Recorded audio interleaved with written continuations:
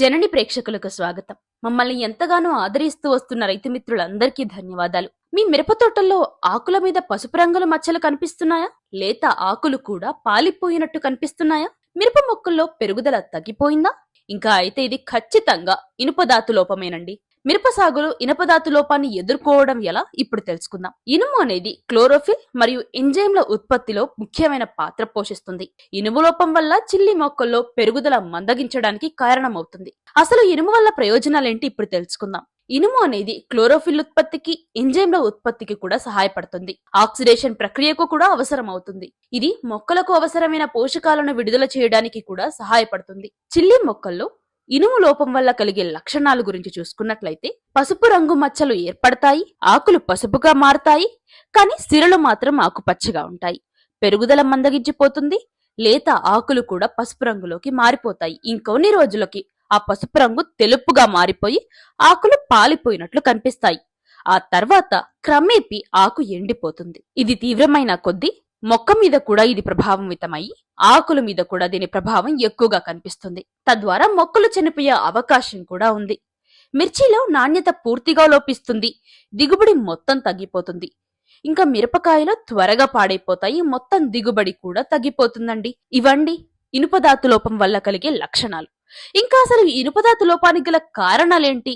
ఈ లోపం ఎందుకు కనిపిస్తుంది మొక్కల్లో అని చూసుకున్నట్లయితే మట్టి యొక్క pH 6.5 కంటే ఎక్కువ ఉన్నట్లయితే ఇనుపధాతు లోపం తరచుగా కనిపిస్తూ ఉంటుంది.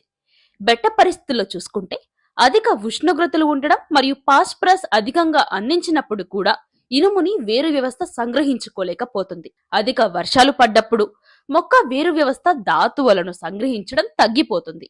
అలాంటప్పుడు కూడా ఇనుము లోపము అధికంగా కనిపిస్తుంది.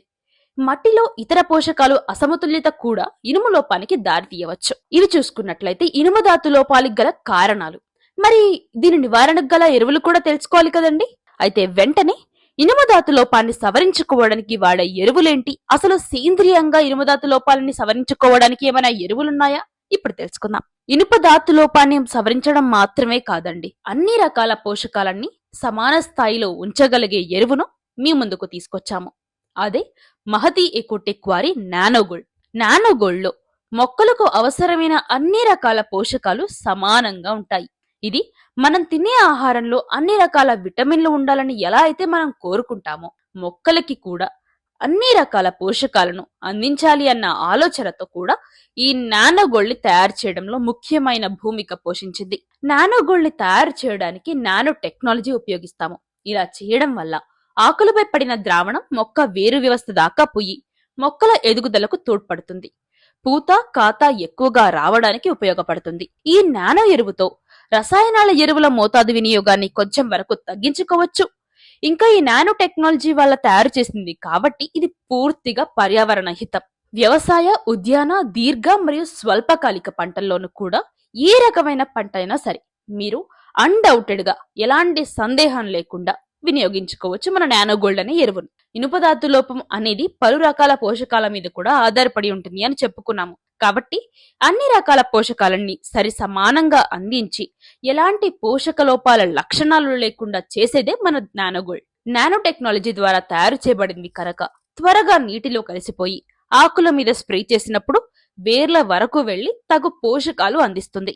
ఇంకా ఇనుపధాతు లోపం మాత్రమే కాదు, మెగ్నీషియం, జింక్, కాపర్, బోరాన్ ఇలా ఏ ఖనిజాల లోపం కూడా రాకుండా రక్షించగలిగేది మన నానోగోల్డే. కొత్త చిగురు రావడానికి ఎంతగానో దోహదపడుతుంది.